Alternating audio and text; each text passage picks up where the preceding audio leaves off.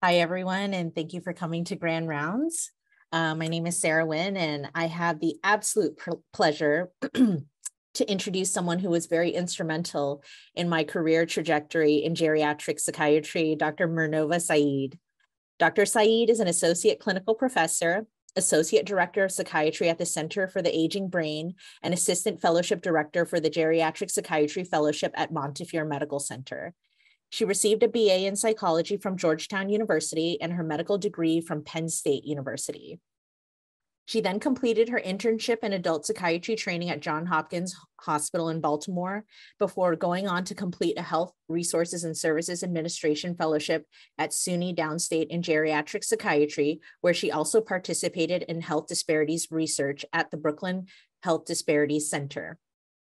She joined the geriatric psychiatry division at Montefiore in 2013, where she has held multiple roles in integrated behavioral health programs across the Montefiore network and has presented at national and international meetings on the topics of health disparity and models of psychiatric integration in healthcare. She also received a KL2 Career Development Award to study apathy and dementia.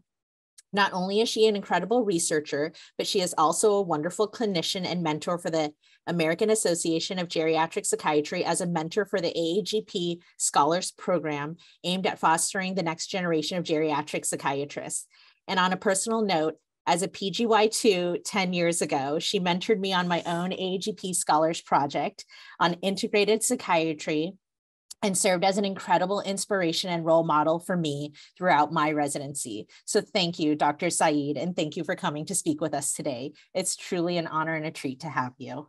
Oh, thank you so much. That was a really great. I need to take you with me to introduce me everywhere. Let me go ahead and share my slides. Okay. So again, I'm really excited to be here and to talk on a topic that is very important to me. And hopefully by the time I'm done, I'll convince you that this is an important topic for you as well. On the role of apathy in dementia pathogenesis, or as I like to say, dementia. What's apathy have to do with it?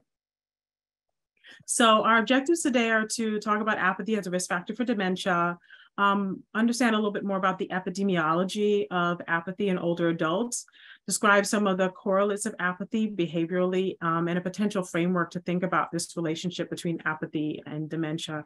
We'll talk a little bit about treatment options as well. I have no financial disclosures. There will be some off-label use discussion of medications for apathy. So I wanted to start with the case, as many of us are clinicians. So this was a gentleman, an 84-year-old married man who had no past psychiatric history and past history of mild neurocognitive disorder, osteoarthritis, coronary artery disease, and other vascular risk factors like hyperlipidemia, hypertension, had BPH, GERD, aortic aneurysm. So he was being seen at our Center for the Aging Brain for an evaluation of his mild cognitive impairment and came my way for an evaluation of what seemed to be probable apathy. Over the past 3 to 4 years, he had stopped going out, stopped bathing, stopped wanting to socialize. And there was no clear trigger, and his wife was really beside herself. She really didn't know how to move forward. When she was evaluated by our team, he had a more in-depth evaluation, but he had a blessed of 10. For those of you who are familiar with the blessed, it's the opposite scoring as the mini-mental. So blessed of 10 is equivalent to about a mini-mental of 20. So again, more mild presentation, but he didn't have any cheerfulness or any sad mood, just had this lack of motivation, described a lot of boredom. He came to me on mirtazapine because he was being treated for depression, but there was no benefit. So quickly to move through his treatment course, I started with discontinuing his mirtazapine, thinking that perhaps this might be an agent that was causing him to feel a little bit lower motivation. As we know, it can cause some sedation. Then when that didn't improve, we did a trial of Wellbutrin, bupropion, up to 300 milligrams with not much effect. We also tried to encourage structural socialization and physical activity, but that was hindered by a lot of family dynamics where his family was very much deferential to him, and they were having a hard time starting to change the roles and navigate his cognitive decline. I had suggested a trial of methylphenidate, which I'll talk to you guys about a little bit why that would be recommended. But because of his cardiac risk factors, his cardiologist adamantly would not approve it. So over the course of about 2 years of trying to figure out and work with his family and navigate some issues in terms of ambivalence on the side of the family, the patient's apathy, and again, our lack of ability to move forward with certain medications. He did, at my last visit a few months ago in his home, become bedbound. He had lost 50 pounds, which you'll see this is common in folks who have apathy, and really had declined further cognitively. This was also a significant caregiver burden. So he was not the person that was very agitated, but it was difficult for her because his wife had really lost her partner, and in this family, he was really a patriarch, and they'd lost that from him. And so really at our last visit, we had talked about considering hospice at that point because of these other significant signs of frailty and failure to thrive. So apathy is a syndrome characterized by lack of motivation, like the patient I described to you, a lack of interest, flattening of affect, and social withdrawal. It's usually not considered to be attributable to just the cognitive impairment alone. And as with our guy, his impairment early on was not so significant that completely would have explained his lack of motivation and going out and doing activities and bathing. It should not be attributable. It could be attributable to depression. I would say I would change that, but it can be a separate phenomena. It shouldn't be just hypoactive delirium. And often it's distinguished by this lack of sad affect, lack of tearfulness, self-attitude changes, why they're not feeling bad about themselves, no suicidal ideation. There's a lack of motivation and a lack of interest. So there is a lot of overlap between apathy and depression. But apathy, I like to think about in terms of the construct of depression, is more of like the negative symptoms, right? So it's a blunted affect, the lack of feeling, lack of social engagement. Whereas the depression or dysphoria side, you really get that negative feeling, the sad feeling, the crying, the tearfulness. And so it is often difficult to distinguish early on, but may become more clear as you're treating somebody. And in terms of some of the correlates that we see, there are structural and biological features. So apathy is associated with more diffuse loss of both gray and white matter volume, and that's independent of depression. Also, apathy has some different aspects of it. So there's like an emotional piece, this lack of feeling, the cognitive piece, the lack of ability to really plan and do things, and this deficit in autoactivation. All those have been tied into particular lesions and structures in the brain, mostly in the prefrontal cortex. When we look at the cohort in the Alzheimer's Disease Neuroimaging Initiative study, so ADNI, they sample people who are normal, mild cognitive impairment and dementia, and they get longitudinal MRIs. And they have found that there is a difference between what you find for depression versus apathy. So in a depressive person, you'll see entorhinal cortical thinning, where you might not see that in apathy. And depression is associated with this accelerated atrophy of the anterior cingulate cortex, when that is not the case in apathy. Whereas in other studies we've looked at, the supramarginal gyrus has been more associated with apathy. So essentially, they both have big risk factors in terms of underlying neural degeneration, but they do seem to be somewhat different in those risk factors. And in terms of inflammation, which I'll talk about a little bit more later, depression has been associated with high levels of IL-6 and TNF-alpha, where apathy has been often associated with elevated CRP. Within people who have dementia, apathy is quite common. It's probably one of the most common neuropsychiatric symptoms that we can see in dementia, going between depression and apathy. So it can occur on anywhere from 25 to 88% of people. I would say about 90% of people with dementia are going to have some neuropsychiatric symptom at some point in their disease course. It's more common when we get into advanced diseases, and the presence of apathy is associated with more rapid decline. It is a common feature in other forms of dementia as well, including Lewy body, basal ganglia, and some of the more unusual non-AD. And for people who have Huntington's disease, it can be as common as 3/4 of patients. And in those who carry the gene for Huntington's, they are also more likely to display apathy.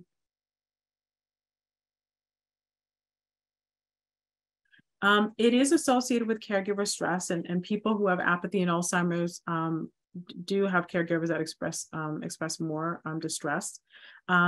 It also is associated with failure to thrive, similar to the patient that I described. So in nursing home patients, it's associated with weight loss, and this is independent of depression, agitation, or the cognitive status. And it is associated with increased mortality, both in people with and without dementia. But in addition, and what I'm most interested in, is apathy is also a predictor of cognitive and functional decline in older adults, particularly those who have pre-existing neurologic illnesses, like those who already have mild cognitive impairment. Post-stroke, it's a very common phenomenon, as well as in Parkinson's. And I didn't put here, but also in traumatic brain injury. And other comorbidities like HIV, it's common as well.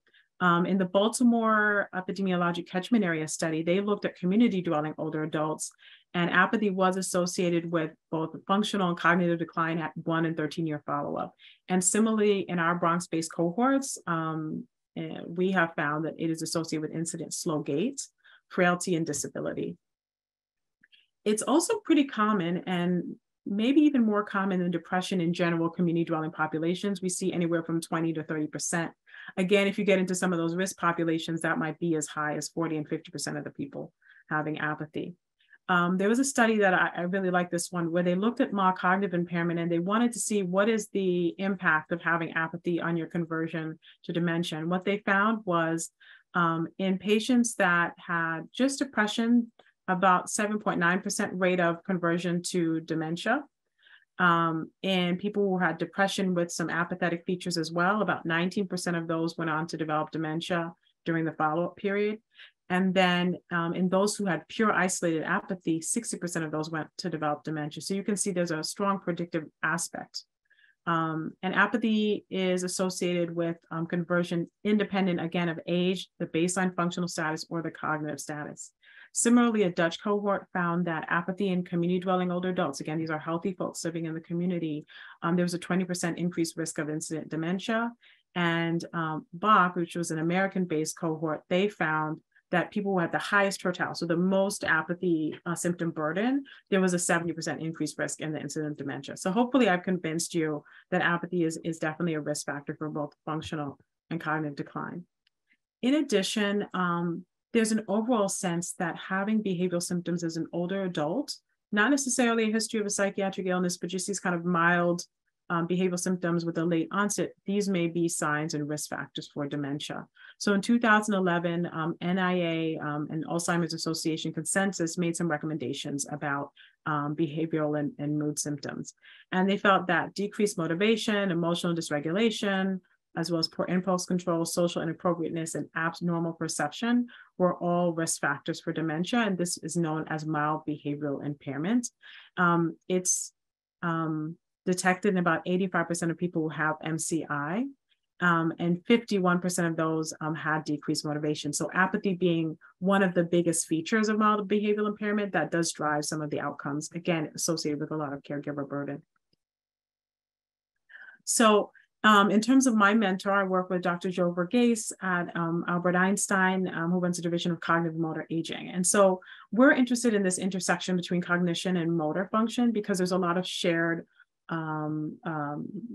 regions within the brain that control both. And gait may be a really early risk factor for functional and cognitive decline as well. So both slow gait and dual task walking. So the way we test it is having you walk while you talk. So if you remember hearing you can't talk and chew gum at the same time, it's the same concept. Also, another, I think, more practical way of thinking about it is if you're ever seeing patients in a nursing home and you're talking to them, you ask them a question. Each time they try to respond to you, they actually have to stop walking to answer your question. That may be somebody who's struggling with dual task walking performance. So both those are associated with incident dementia. And because of this, Dr. Verghese conceptualized the concept of motoric cognitivist syndrome, so another pre-dementia syndrome that's defined by the presence of subjective cognitive complaints. So you notice that you have memory issues that are getting worse, with or without difficulties on testing, and you have slow gait. And when we talk about slow gait, we're meaning about a standard deviation slower than what would be appropriate for people in your age and gender group. So again, that varies depending on the cohort that you're working with. generally we'll say a cutoff of about 100 centimeters per second is normal for our American-based populations. But this is a phenomenon that is global. And so Dr. Verghese has looked at over 22 cohorts across 17 countries, a mix of community dwelling and clinic-based older adults. And they found there's about a 9.7% prevalence of motor cognitive risk syndrome in the community, and is associated with a twofold increased risk of dementia. And so I really bring this up because I'm interested in this intersection between apathy and these motor cognitive outcomes. So one way we often can look at apathy is using the apathy evaluation scale. It's a longer scale, about 18 items, but it does get at the different cognitive, behavioral, and emotional features of apathy. So for instance, the cognitive feature might be having difficulty getting started on new things, whereas the behavioral feature is not really putting effort into things, and an emotional feature is just really having just a lack of intensity in your approach to life would be some aspects of it. With the apathy evaluation scale, there's usually a mean cutoff of about 24 for healthy individuals, but again, that can vary depending on the cohort that you're working with. And the sensitivity is about 66%, the specificity about 100%. But it's a long test to give if you're doing a cohort study. So typically what we know about apathy in epidemiologic cohorts has been measured by subscales of existing depression scales or behavioral scales, particularly the geriatric depression scale. So one that's commonly used is the GDS-3A. It's 3 questions that ask, have you dropped many of your activities and interests? Do you prefer to stay home rather than going out? And of course, the reverse of, do you feel full of energy? But it has variable sensitivity and specificity, ranging anywhere from 20% in 29 to 32% in one cohort, and another cohort, 69%, and anywhere about 85 to 90% in different cohorts. So one of the things that we did in order to better be able to study apathy and motor cognitive outcomes, and to try to have a robust measure that minimized type 2 errors, is we wanted to do some confirmatory factor analysis with the geriatric depression scale so that we could include more items from the geriatric depression scale and hopefully have something that is more helpful and reliable. So what we came up with was a 15 item subscales. The first being for depression, which has a Cronbach alpha, so reliability about 0.75, which is pretty good. And we took questions like things like, are you in good spirits most of the time? Do you feel helpless? Do you feel downhearted and blue? And we looked at how those questions correlated to the first factor. And then the second factor being apathy, which had acceptable reliability at about a Cronbach alpha of 0.6, to see how those questions went. And we got questions like the 3 items that we just talked about, as well as, do you often get bored? Do you find life exciting? Is it hard for you to start new projects? And what we do with the scale is we take the mean of the responses and we create a continuous variable between 0 and 1 that we can use in our analysis. And so when we use these measures, we're able to distinguish populations. So if we look at this community dwelling cohort, which again, I said should have a lower rate of depression and apathy, and we compare it to primary care and memory clinic, we see exactly that. We see a nice reliable pattern where the people in the community have a lower depression as well as apathy. And then when we look at something like a memory clinic where we would expect them to have more behavioral symptoms, they have a much higher, they endorse much higher scores. You can see in general, apathy, as I described, is more common across populations than depression. So we also wanted to start to understand apathy across cohorts. And so we took 3 different cohorts. The first being the central control of mobility and aging. So that was, again, the cohort that my mentor had established. It's about 90% white, so a very typical research cohort. Most averages above high school education. Only about 11% of the people meet a criteria for depression with a geriatric depression scale of greater than 10. They walk close to the normal cutoff, and there's about a 5% prevalence of motor cognitive risk syndrome. We have another cohort that was established by my mentor, the Kerala Einstein Aging Study. This is in South India. So it's a mix of community neurology referrals, 60 and over, lower amounts of education. They're speaking mostly in Malayalam, and about 29% of them have depression, and they're walking clearly slower, about 74.9 centimeters per second.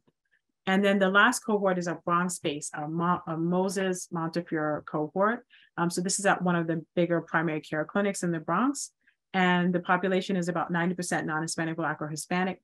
Half of the people were Spanish speaking, and the education does average to about high school or lower education. They have high rates of depression, which about a third of them endorsing depression.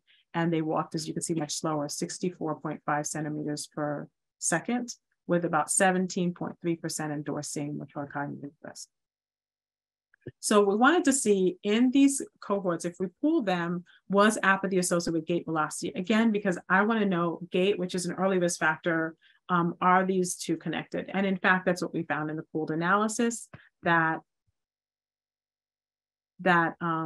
apathy was associated with gait cross-sectionally. Specifically, what was driving that relationship was in our community dwelling population, whereas we did see that in the 5-cog population, that apathy was associated with slower gait velocity, but it didn't reach significance once we adjusted for depression. Makes sense, because that cohort had a high prevalence of depression. So you start to get into competing risk. Similarly, in the Kerala study, I didn't get into this for the purpose of this talk, but there are really high rates of like mild TBI and some other risk factors that might be competing with that. But overall, we were able to see that apathy in a pooled cohort was associated with slower gait velocity. And so then we wanted to see if this was associated with motor cognitive risk syndrome. And what we found was, indeed, when we looked at the pooled analysis, yes, apathy was associated cross-sectionally with motor cognitive risk syndrome. This was held across the South India and the primary care population, but not so much in the community dwelling population where they walk much faster. Again, to meet the criteria for motor cognitive risk syndrome, you need to have a subjective cognitive complaint, but also you need to be one standard deviation walking slower than the mean. And so that may be the issue there, that these folks were just walking a lot faster. So they just weren't a lot of people meeting that criteria. So then, of course, I wanted to take a look at this longitudinally. So there's an association, but is apathy actually predictive of incident cognitive disorders? So when we looked at it in the same community dwelling population, CCMA, we found indeed there was over a 2-fold increased risk of developing motor cognitive risk syndrome if you had apathy at baseline. And when we did some sensitivity analysis, apathy was also associated with incident non-amnestic MCI. So having mild cognitive impairment in the non-memory domains was associated with apathy, but not in the amnestic MCI. And that's important because amnestic MCI is traditionally associated with Alzheimer's disease-related dementia, and non-amnestic MCI and motor cognitive risk may be more with vascular. So it might be telling us a little bit more about the risk profile there. And in this analysis, dysphoria was not associated with incident motor cognitive risk. Interestingly enough, we took the whole 30 item of the geriatric depression scale, and we found that that was associated. So higher scores were associated with incident motor cognitive risk syndrome. But the relationship goes away when you remove the apathy items. So what I'm getting at is I think apathy is probably driving a lot of the relationships that we've seen previously with depression, because apathy is a feature of a lot of these depression scales. And so I did do some mediation analysis to look at this. This is kind of a crazy figure, but I'll talk you through it. What I want you to pay attention to are the relationships to, again, gait velocity. So we looked cross-sectionally in our healthy community dwelling population, and all of these are significant. Of course, what we found is apathy was significantly associated with gait velocity. We already knew that. Then I wanted to see if maybe inflammation, which we talked about a little bit, was that mediating that relationship, and it did very modestly. So it does get at that there's probably some other things that are driving the relationship between apathy and slower gait.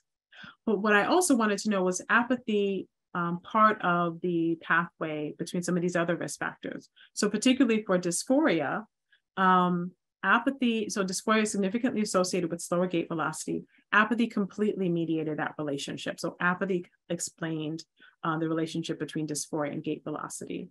And similarly, for multimorbidity in our populations, apathy almost completely mediated the relationship between multimorbidity and gait velocity. So it may be a really important early feature that's part of that pathway to starting to decline in older adults. And then finally, we did look at apathy and how does it manifest in your leisure activity participation. So we took our community cohort, our central control of mobility and aging, and we looked cross-sectionally and to see what does it look like if you're apathetic. And what we found was apathy was associated with less physical activity and less social activity, but not necessarily cognitive activities. And I think that gets to, again, that apathy is really early in the process of decline. So people may not really even be manifesting obvious cognitive issues when they are experiencing the apathy, but they are starting to do less, and that may have an impact. Also, apathy was associated with having less social support. And one thing we don't know is having less social support driving the experience of apathy? That could be part of it. And all of these relationships are after adjusting for age, gender, education, and the presence of dysphoria. So what does this all actually mean? So in terms of this relationship between apathy and dementia, it sounds like there are underlying structural and biological things that are happening, neuropathology, inflammation, that cause people to present with this behavioral phenotype of apathy. And when you have apathy, then you isolate more, you have less motor activity, right? You're not doing physical or social activities, and we're noticing some difficulties with your cognition. Apathy also then is associated with these early declines like gait velocity, going on to things like pre-dementia syndromes like motor cognitive risk or non-amnesic MCI, and to dementia. So the question for me as a researcher is, does treating apathy make a difference? Because what's the point? It could just be a marker, and that's also okay. It's okay if apathy is just a marker of risk, and then you go along and you give someone a monoclonal antibody for their amyloid, and it has nothing to do with their apathy. It was just a marker. But as a psychiatrist and someone who wants to do interventions, I need to think about, is the apathy itself driving some of this decline, and would it make a difference if we treat it? Well, when we think about treating apathy, our available options are a little underwhelming. There's inconsistent evidence, and it's also often a secondary outcome when we're looking at it. So when we look at antidepressants, the one that we traditionally will see some suggestion of in mostly case reports is bupropion, which of course I used in my patient. Then you would be using higher doses, things like 300 milligrams up to 450 milligrams if you want to see a difference, because it is dopaminergic and we're thinking about trying to agonize our dopaminergic pathways. When we look at things like antipsychotics, and principally this has been looked at in people who have apathy in the setting of Alzheimer's disease, we find they're not helpful and often they can make things worse. In terms of cholinesterase inhibitors, really in general, they're not shown to be particularly helpful. In people who have non-AD dementias like a Lewy body or Parkinson's dementia, a galantamine can be helpful in terms of treating apathy. Memantidine has not shown any significant benefit. And methylphenidate across people with Alzheimer's and Parkinson's has shown some significant benefit. Because of this, there were two major trials that occurred, the ADMET-1 and ADMET-2, so apathy and dementia methylphenidate trial. That was run by one of my mentors at Hopkins, Paul Rosenberg. So the original study looked at folks who had Alzheimer's disease and apathy, and they followed them for 6 weeks. It was a multicenter RCT. And what they found, and they randomized them to methylphenidate 20 milligrams versus a placebo. And what they found was there was a significant improvement in their apathy score and their global impression of change, as well as their neuropsychiatric apathy score as well. So it was shown to be effective. How meaningful that change was, it's difficult to know if a point or two changes was particularly clinically meaningful. So then they decided to come together and say, let's do a longer study. And we know that psychosocial interventions can be helpful, and let's include that. So ADMET-2, which was established in 2018, was about looking at methylphenidate, but it was randomized to methylphenidate plus a psychosocial intervention and placebo plus a psychosocial intervention. And the psychosocial intervention include caregiver counseling, education materials, and 24-hour availability for crisis. And what we found was, again, there was a significant difference, particularly for baseline to 6 months in apathy. So what we're seeing is that it is helpful even over and above some of the psychosocial interventions that were available in this study. Also, we do see that non-pharmacological interventions can be helpful. So there was one study of folks in the nursing home, and I highlighted for you again, in folks who have apathy and dementia in the nursing home, there's increased mortality and morbidity. So there's a really important group. And they found just reviewing medications, social interaction, and exercise was associated with a reduction of 5 to 7 points on the NPI. So certainly a meaningful difference. And looking at a systematic review of some non-pharm interventions, specialty dementia units, stimulation models, tailored occupational therapy, music therapy, are all been significantly associated to improve apathy. Exercise alone, dual task walking, multisensory, not so much. So in terms of thinking about the treatment that we have now for apathy, for mild symptoms, given the data on non-pharmacological interventions, caregiver education, reassurance, and support can be incredibly helpful. When folks are having more clinically meaningful apathy, if they have Lewy body or Parkinson's dementia, a trial of a cholinesterase inhibitor like galantamine is reasonable, as well as things like bupropion are reasonable to try. And for severe apathy, like my gentleman, really methylphenidate would have been appropriate in this case if we had gotten the okay from his cardiologist. So to that in mind, we have kind of underwhelming options for treating apathy. We want to know if treating apathy is going to make a difference, not just for the apathy, but also for the long-term functional cognitive well-being of our patients. And so what I've proposed is a pilot to look at virtual group reminiscence therapy for the treatment of apathy in folks that are at risk of dementia. So there have been studies looking at reminiscence therapy in people who already have Alzheimer's disease, and there have been some improvements in their overall well-being. But again, to this question, if it will make a difference, if we actually improve their apathy, it's worth looking into it.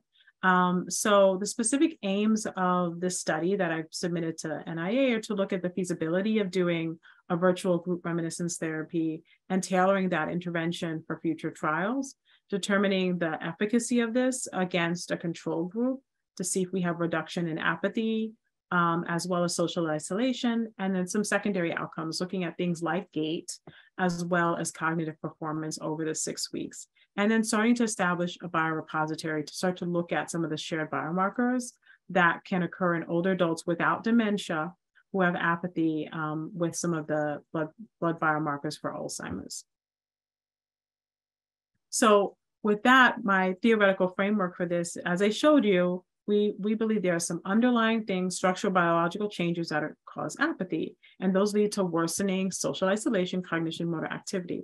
We're hoping that the virtual group reminiscence therapy will induce structured social engagement to get at the social isolation, and the recounting of personal stories will have somebody engage cognitively, that potentially they could be improving their processing speed and recall.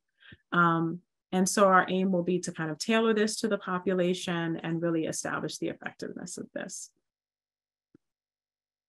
So in conclusion, apathy is one of the most common symptoms of dementia. And so it is worth paying attention to. It's not necessarily the symptom that has the most, gets the most attention, often, particularly in hospital situations, but it actually can be quite devastating to caregivers, and it really can be associated with a failure to thrive. So it's really important to look at. I just attended the Alzheimer's Association International Conference, and there was a presentation there, so it's pending publication, but they were really looking at people presenting with apathy to dementia centers. And what they found was that when people had apathy, they were less likely to get to care. They got to care later, and it took longer for them to be diagnosed with a final diagnosis. So really, apathy was impacting the quality of the care that they were getting. It does seem that apathy is an early and common behavioral marker of underlying pathology that is a risk for dementia, and that it is associated with gait decline, pre-dementia syndromes, and incident dementia. it promotes changes in behaviors like decreased physical activity and socialization that we know more and more in and of themselves are impacting people's risk for dementia, right? So for instance, when you decrease physical activity, you may be worsening your vascular risk factors. You also have a decrease in BDNF, which affects neuroplasticity. And similarly with social isolation, you're not building your cognitive reserves. So this may all be impacting it.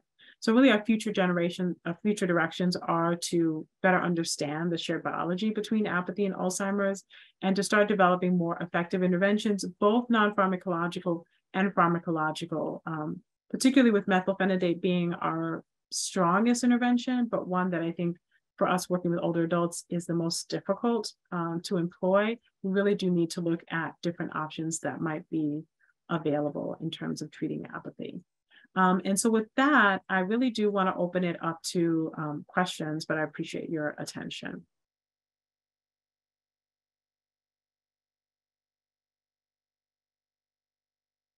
Thank you so much, Dr. Ceïde, for such an informative and wonderful presentation. I just wanted to open it up to the audience. If you do have questions, please put it in the Q&A box and we'll get to it. I think for me, thank you so much. I was just thinking about the patients that I have on inpatient right now who like are presenting with like this apathetic kind of picture, and they've really just failed all like psychopharmacological treatments. And I think your presentation really helped me reconceptualize that as how, maybe we're treating the wrong thing, right? I'm curious, do you have any information or data on like the role of maybe ECT or TMS in the role of like apathy in these patients who are either at risk or already presenting with some cognitive impairment to some degree? Mm-hmm. It's a good question, and I actually looked to see if there was more data and more new presentations on this at the Alzheimer's conference, because it was just a few weeks ago, and like this is where we see all the new stuff. Surprisingly, there is really little use of transcranial magnetic stimulation. I saw like one presentation, which did have reasonable findings. In our institution, we are studying transcranial Doppler stimulation, a home-based intervention. I like it as an option for two reasons. One, that it could be done at home. And so for apathetic patients where there's a big barrier to entry, that's very reasonable. And it has been shown in general to improve mood, but we are waiting for the study to wrap up so that we can actually look specifically at some of the subtypes of mood differences. It also has been shown to have some improvement in cognition as well.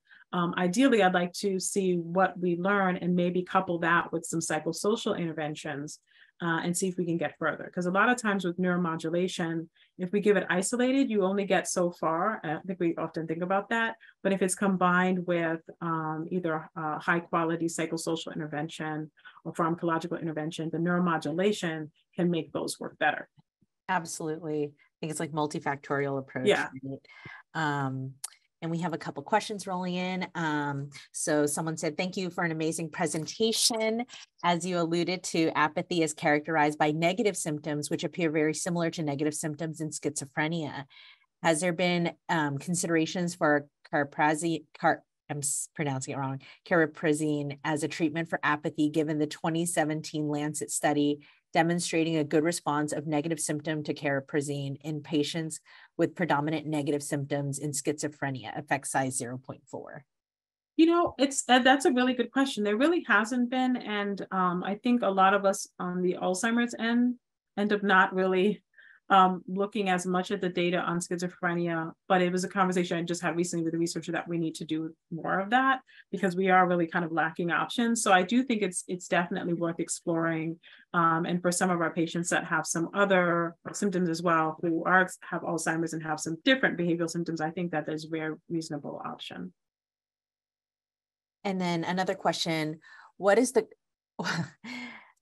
cardiologist have the final word? What about length of life trumping quality of life? Let me tell you, this was an interesting conversation. I was hoping someone would ask me about how do you navigate this? And it was really a lot of dynamics with the family. The family had a longer relationship with the cardiologist than they did with me. They like me, but the cardiologist they knew for like 20 years. And so until he would say yes to move forward, they really didn't feel comfortable going against what the cardiologist would say. But I did have that conversation and with the wife about goals of care, because as a geriatrician, what matters most is the goals of care and how we make the decisions going forward. And so I was really clear with her, like, irrespective of what was the underlying disease, he was experiencing failure to thrive and he had weight loss. And so we really needed to think about the quality of life for her and for him. And it was really difficult for her to manage him. It would have been worth it to do a trial of methylphenidate and see if that could have in any way alleviated some of the burden of caring for him and improved his quality of life. But she really struggled. This was a long-standing investment in just having her feel more comfortable with the decision she made. It really is something that comes up a lot with my caregivers. If there was a dynamic where the person that had the dementia truly was the patriarch and truly was a decision maker, I was kind of shocked. The family, it really is hard for them to change that and suddenly become the ones to say, I'm going to make a decision and take a chance on a different treatment. So even the daughter, who was a nurse, she did not feel comfortable going against the cardiologist and her father. That's a very complicated case, it sounds Yeah. like. And then I think a follow-up to that question is, are you concerned about decreased appetite and weight loss with the use of methylphenidate, especially in this patient population? Great question. This comes up with severe depression as well, when we use it like on, consult psychiatry. If the reason the person's not eating is because they have that severe symptomatology, you will see an improvement in the appetite when you actually treat them with the methylphenidate. So it is weighing the risk and benefits, but when you see that big decline because of the behavior, it's worth trying it. It actually should turn around. Awesome, thank you. And then does apathy directly affect sleep and or reversal of circadian rhythm, and can it be independently treated? That is a good question. I was seeing some words about maybe using melatonin in the treatment of apathy. Like that was like the first time I've been hearing that recently in some work. Certainly people who are apathetic are not moving around as much. And so you are going to throw off your circadian rhythm because you're, one, probably not getting enough natural light, two, not moving around enough to make yourself tired. And then you may throw off the sleep, and that can become a kind of repeating cycle. So it is an interesting thing to see if you can kind of focus on the sleep and see if that would help the apathy. But as far as I know, no one's actually specifically been looking at that. But as I said, the only thing I saw was maybe a signal that melatonin might be helpful for this. And then I also have another question, kind of thinking about patients, because it was really interesting that you gave us a spread of the different cohorts and their comorbidities. And again, thinking back to some of the patients that I have on the unit right now with no social support, no real ability once they get discharged to either socialize or engage or even exercise, and any of these like behavioral kind of interventions. Is there any hope for them, or is this going to be more of a kind of palliative question, kind of like you were having with the case that you presented, right, in terms of goals of care and prognosis overall? Mm-hmm. There's always hope for them. It really is. I think it's a good question to ask. And I do like to highlight the differences in the cohorts and the research that we see, the people that are in the research versus the patients that we see in the clinics or in the hospital, and in terms of their accessibility. I do think there are a lot of interventions that are being more thoughtful about accessibility and equity. And so even like when we started thinking about our virtual group reminiscence therapy, we're piloting right now with our cognitively impaired folks, both in English and Spanish, and folks that normally would not participate in clinical trials. And if you do it right and you kind of make it available, you make it easy for them, people will participate there. And other things, for instance, just like thinking about putting in home care for a patient. So if they have apathy and they're not doing as much and they're kind of deconditioned, it's a great time to get a physical therapist in the home, to get an occupational therapist in the home. And I think that is a reasonable intervention to start. You just have to figure out how to write that for the referral, but you absolutely can get them. And it does make a difference for patients. I've had patients say, while they're getting the home PT, they're feeling better, the family's seeing them doing well. And then when they run out of that of that episode for their certified home health agency, and then they're kind of home sitting and not doing much again, they start to decline. I just had a patient this morning that I was talking to who had some of those features. She has depression, but has some prominent apathy features. And she was participating in a cognitive stimulation group, which is freely available through Care and Kind, which is an organization that serves people with Alzheimer's in New York City. So she was able to participate in that, enjoyed it. And then for whatever reason, the program ended. There wasn't enough people. And the daughter was like, oh, she hasn't been doing that. And actually haven't been taking her out to do gardening because she had some of her own issues. And she's like, I've noticed she's a little bit more confused and a little bit more withdrawn. And so we could really see the impact of not doing as much. And so the daughter was already like, I know that I need to do more. Let's troubleshoot together some of the things that we can do to get her a little bit more active. And so we're actually going to refer her to our pilot for the storytelling to see if that will be helpful to get her engaged again. Awesome. Well, we look forward to those results, Dr. Ceïde. If there are no other questions, then we will end early. But thank you so much, Dr. Ceïde, for coming to talk with us today. We really enjoyed your presentation and learned a lot. Thank you so much. Hopefully I've convinced you all that apathy is important. And hopefully you'll see it everywhere. Once I started talking about apathy, all my clinical colleagues started referring people to me. So hopefully this was helpful. Thank you so much. Thank you. Take care. Bye.